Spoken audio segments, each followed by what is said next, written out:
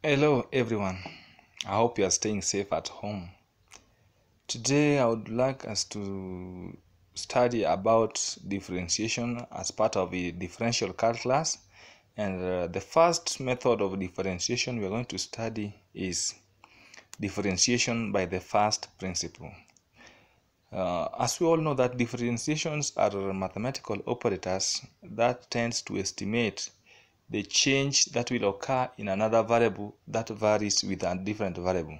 For example, given that the variable y varies at another variable x squared, such that if x changes from x1, if x changes from x1 to x2, y will change from y1 to y2, such that y1 is equal to x1 squared and y2 shall also be equal to x2 squared.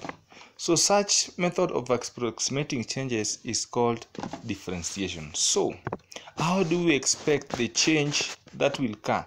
The difference between the initial variable and the next variable is called the change. For example, x changed from x1 to x2. So the difference, that is x2 minus x1, is equal to change in x, denoted as change in x, as that. And y also changed from y1 to y2, such that y2 minus y1 is equal to change in y. So we know that as x changes, y also changes. So the expression for change called change in y with respect to change in x is what is called differentiation. This is what we call differentiation, commonly known as the gradient. So the method of approximating this gradient is called differentiation. So how do we know that x change? For example, let y to be equal to x squared. Given that x is equal to 2, that is x1, and x2 to be equal to 3. So we want to know how do these changes vary. So y1 will be equal to 2 squared, which is equal to 4, and y2 shall be equal to 3 squared, that is 9. So the change in x, that is 3 minus 2 is equal to 1. That is what we call the change in x. And the change in y, that is dy, is given as 9 minus 4, given as 5. So for higher values, or values in case where the values of x are not known or the value of y are not known, we use differentiation to approximate the change. For example, y is equal to x squared. The change in y for differentiation, we take the power of x, we pre-multiply power of x, we pre-multiply, and we multiply by the function, and the new power we less 1 to obtain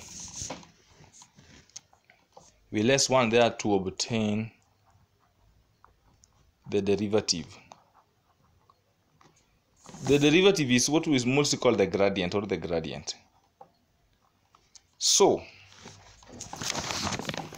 let's have our function. Our function y is equal to x squared.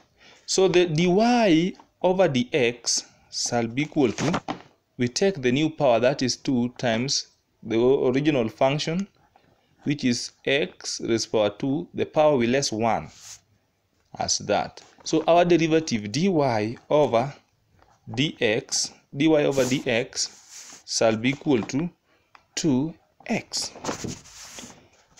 But this method, how did it come to be? So the method that was devised in this principle of reducing the power was devised from the method of differentiation by the first principle. So let's see how it came to be. Let's see how it came to be. Our function is y is equal to x squared. So we have got, as y changes from y to another value, so it changes y changes from y, and it adds some value, some small values, that is the y, shall be equal to x will also change from this side to x plus some small change dx, which is approaching 0, squared. Everything is squared. So you open both sides such that it becomes y plus dy is equal to, if you expand this bracket, you shall have x squared plus 2x dx plus dx squared. But we know that this dx is approaching 0. That dx is a small value approaching 0. So we can restructure the question and collect the like terms and obtain y plus dy, let's this one opens again, is equal to